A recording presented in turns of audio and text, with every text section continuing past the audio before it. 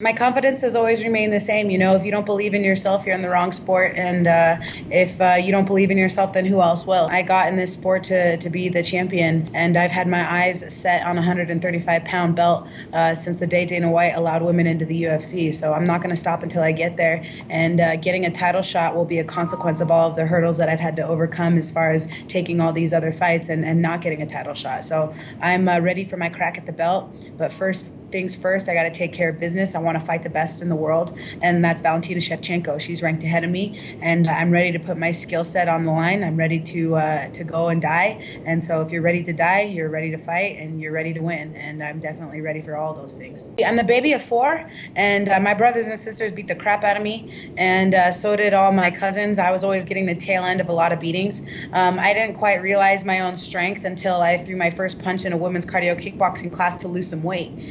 So it was kind of love at first punch. And I realized, in high school, they always said, find what makes you passionate, find what you love to do, and it'll never feel like a day of work again. But I didn't have that thing. I didn't have that niche. I didn't have that one set goal on what I wanted to do. So when I threw my first punch and I found fighting and I realized that I was actually stronger than I thought this is my thing. This is my thing. This is what I should have been doing a long time ago. And I completely let the world of MMA engulf me, and it's been a part of my life ever since. I want to eat, breathe, sleep MMA until the day that I die. I think it's going to be a part of my life forever, and that makes me truly happy. You weren't impressed really with Valentina and her win over Holly Holm. Why is that?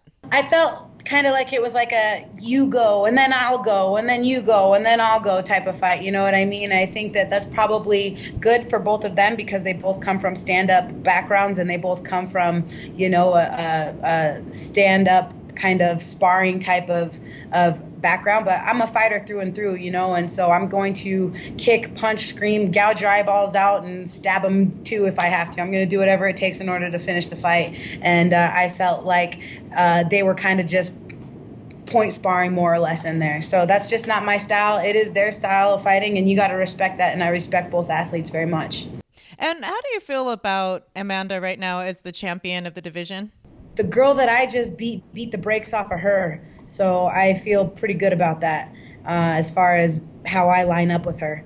And she has developed her game, and she has been evolving, and so have I. So I think that it's funny that she's running to another division to go up to 145 when she hasn't cleaned out her own division yet. So I think that she's got a lot of work and a lot of competition still left in her own division before she jumps to 145. But yeah, hats off to her. Congratulations. She already beat Jermaine Durandyman, and Holly Holm is another easy fight for her. So I think that it's smart for her to want to do that as opposed to fighting the two best fighters in the UFC, which is me and Valentina. In my opinion, I think that she should fight me before she goes to 145.